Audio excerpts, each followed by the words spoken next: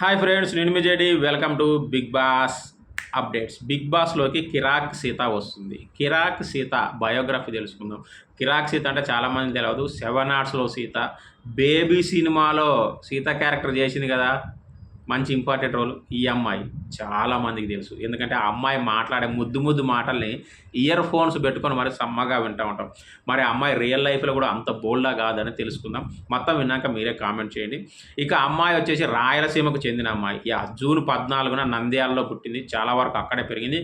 ఆ తర్వాత హైదరాబాద్కు షిఫ్ట్ అయ్యారు. వై బికాజ్ అంటే వాళ్ళ నాన్న సెంట్రల్ గవర్నమెంట్ ఎంప్లాయీ, దూరదర్శన్లో ఎంప్లాయీ. రీసెంట్గా బేబీ సినిమా హిట్ అయ్యే వరకు కూడా ఉప్పల్లో ఉన్నారట. ఉప్పల్ అందరికీ తెలుసు కదా. సో రామాంతపూర్లో దూరదర్శన్ ఉంటుంది. ఉప్పల పక్కన రామాంతపూర్, అక్కడ దూరదర్శన్ ఉంటుంది. అందులో ఎంప్లాయీ, రిటైర్డ్ ఎంప్లాయీ ప్రస్తుతానికి. సో ఈ అమ్మాయికి వచ్చేసి సినిమా అవకాశాలు అంటే సినిమా అవకాశాలు అంత ఈజీగా రావు, చాలా కష్టము.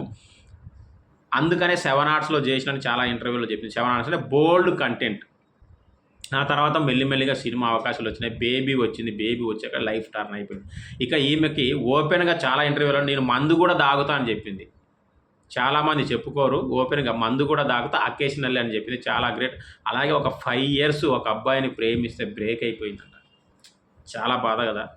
5 ఇయర్స్ లవ్ అంటే మామూలు విషయం కాదు. సో అలాంటి సెంటిమెంట్ కూడా బిగ్ బాస్లో వర్కౌట్ అయ్యే ఛాన్స్ చాలా ఎక్కువగా ఉంది. సో ఇలాంటివన్నీ చూసే బిగ్ బాస్ వాళ్ళు తీసుకుంటారు. ఇంకా ఈ అమ్మాయి చిన్నప్పటి నుంచి కూచిపూడి, భరతనాట్యం కూడా నేర్చుకుందంట. స్పోర్ట్స్ కూడా బాగా ఆడేదంట. అంటే ఆల్రౌండర్. మోస్ట్లీ 97, 98% మార్కులతో పాస్ అయ్యేదంట ఇన్ని ఉన్నా కూడా. సో నిజంగా చాలా గ్రేట్ అని చెప్పాలి. ఈ అమ్మాయి ఎంత స్ట్రగుల్ అయ్యి సినిమా ఇండస్ట్రీలో కొనసాగిందంటే, అంటే సక్సెస్ రాకముందు తినటానికి తిండి లేని రోజులు కూడా ఉన్నాయంట. ఎప్పుడు కూడా 17 సంవత్సరాలు దాటినప్పటి నుంచి అమ్మా నాన్న మీద ఆధారపడకుండా తను బ్రతకాలనుకునే ప్రతి రూపాయి కూడా సొంతంగా సంపాదించుకునేదట. హోమ్ ట్యూషన్స్ చెప్పి మరి. ఒక ప్రొడ్యూసర్ అయితే ఆమెను ఫామ్ హౌస్‌కు రా, 25 లక్షలు ఇస్తాను, ఫారెన్ టూర్‌కి రా అని కూడా అడిగారట. పోలేదని చెప్పింది. చాలా అంటే మనం ఎంతైతే బోల్డ్‌గా చూస్తామో అంత బోల్డ్ కాదు. బయట కూడా కొంచెం ఒరిజినల్ కంటెంట్ ఉంది. అంటే దేనికి పడితే దానికి ఒప్పుకునేది కాదని దీన్ని బట్టి అర్థమవుతుంది. ఇంకా మీకేమైనా తెలిస్తే కామెంట్ చేయండి. ఇక కరోనా టైంలో లైఫ్ అందరూ ఎంత స్ట్రగుల్ అయ్యారో తెలుసో, ఈ అమ్మాయికి ఒక ఫ్రెండ్ చాలా హెల్ప్ చేశాడు. పంతులు ఆయన. ఇలా ఫ్రెండు పంతులు మనకు ప్రోగ్రాంలోకి వెళ్తే బియ్యం పెడతారు, వాళ్ళకి బియ్యం, ఉప్పు, పప్పులు పెడతారు కదా.